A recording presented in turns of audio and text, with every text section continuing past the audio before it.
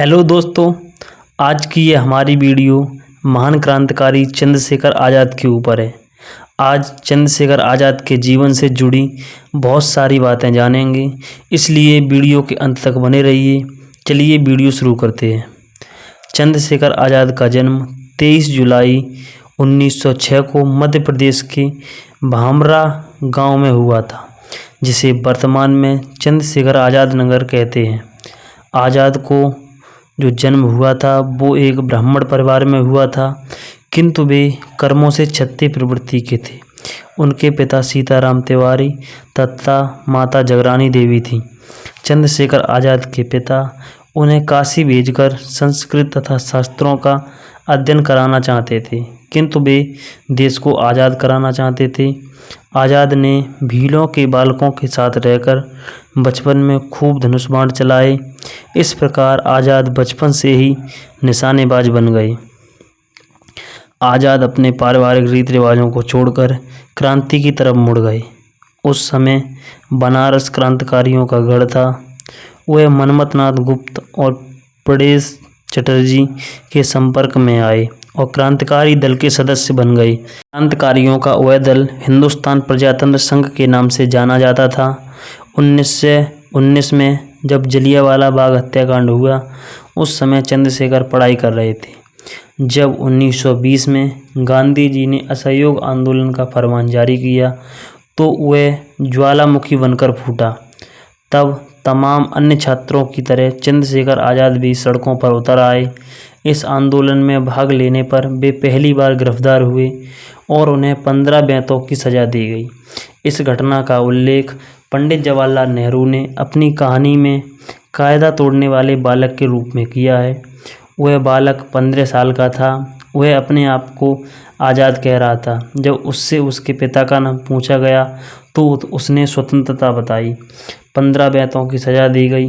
उस बालक को नंगा किया गया और बेंत की टिकटी पर बांध दिया गया। जैसे जैसे उस बालक पर बेंत पड़ते थे, उसकी चमड़ी उधेड़ डालते थे।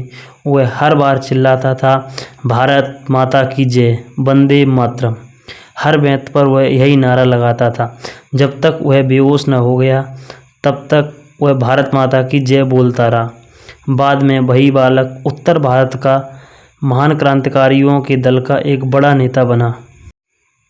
जब 1922 में चोरा चोरी की घटना के पश्चात गांधी जी ने असहयोग आंदोलन वापस ले लिया तो देश के तमाम युवकों की तरह आज़ाद का भी कांग्रेस से मोहभंग हो गया और पंडित राम प्रसाद बिस्मिल, सतीश चंद्र सान्याल, योगेश चंद्र चटर्जी ने 1924 में उत्तर भारत के क्रांतिकारियों को लेकर हिंदुस्तान सोशलिस्ट रिपब्लिकेशन एसोसिएशन नामक दल का गठन किया। इस संगठन ने गांव के अमीर घरों में डकैतियां डाली ताकि दल के लिए धन जुटाने की व्यवस्था हो सके। अधिक धन जुटाने के लिए आज़ाद और उनके साथियों ने ट्रेन लूटने का प्लान बनाया, जिसे आज हम काकोरी कांड के नाम से जानते हैं। इस घटना के दौरान आज़ाद के कई साथी पकड़े गए, किंतु आज़ाद अंग्रेज़ों के चंगुल से बच निकले। अंग्रेज़ों ने पंडित राम प्रसाद बिस्मिल, अशफाक उल्लाह खां, ठाकुर रोशन सिंह और राजेंद्र नाथ लोहड़ी को फांसियों पर लटका दिया। उसी समय भारत में साइबर कमीशन का जमकर विरोध हुआ। उसमें लाठीचार्ज के दौरान लाला लाजपत राय की मृत्यु हो गई। उसी मौत का बदला लेने के लिए भगत सिंह के साथ मिलकर आज़ाद ने जॉन सैंडर्स की हत्या करने का प्लान बनाया, जिसमें राजगुरु ने मिलकर इस योजना को सफल बनाया और लाहौर में जगह जगह पर्चे चिपका दिए कि लाला लाजपत राय की मृत्यु का बदला ले लिया गया। चंद्रशेखर आज़ाद के ही नेतृत्व में भगत सिंह और बटुकेश्वर दत्त ने 8 अप्रैल 1929 को दिल्ली की केंद्रीय असेंबली में बम विस्फोट किया। यह विस्फोट अंग्रेज़ सरकार द्वारा बनाए गए काले कानूनों के विरोध में किया गया था। बम विस्फोट के दौरान भगत सिंह और बटुकेश्वर दत्त ने स्वयं को गिरफ्तार करा लिया। जवाहरलाल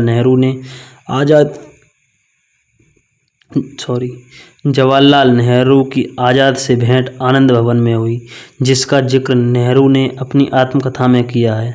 आज़ाद ने भगत सिंह को छुड़ाने के लिए पूरी कोशिश की, परंतु विफल रहे। भगत सिंह, सुखदेव और राजगुरु को फांसी रुकवाने के लिए आज़ाद ने दुर्गा भाभी को गांधी जी के पास भेजा, लेकिन गांधी जी ने कोई जवाब नहीं दिया। आज़ाद ने अपने बलबूते पर झांसी और कानपुर के अड्डों पर अपना कब्जा कर लिया था और 27 फरवरी 1931 को आज़ाद अपने मित्र सुखदेव राज से अल्फ्रेड पार्क में बैठकर विचार विमर्श कर रहे थे। उसी समय उन्हें सीआईडी और एसएसपी नोट बोवर जीप से आकर वहां पहुंचे और उन्हें चारों तरफ से घेर लिया। दोनों तरफ से हुई गोलीबारी में आज़ाद ने 3 पुलिसकर्मियों को मौत के घाट उतार दिया और कई अंग्रेज सैनिक घायल हो गए।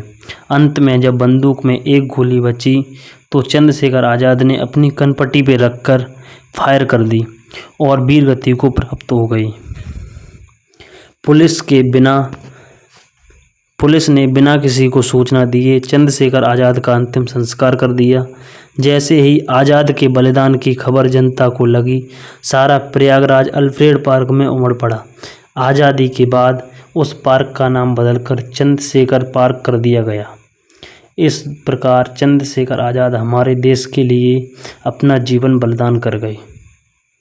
हेलो दोस्तों, आज की वीडियो आपको कैसी लगी कमेंट बॉक्स में ज़रूर बताएं और अगर आपने चैनल सब्सक्राइब नहीं किया है तो सब्सक्राइब करके बेल आइकन को ज़रूर दबा लें।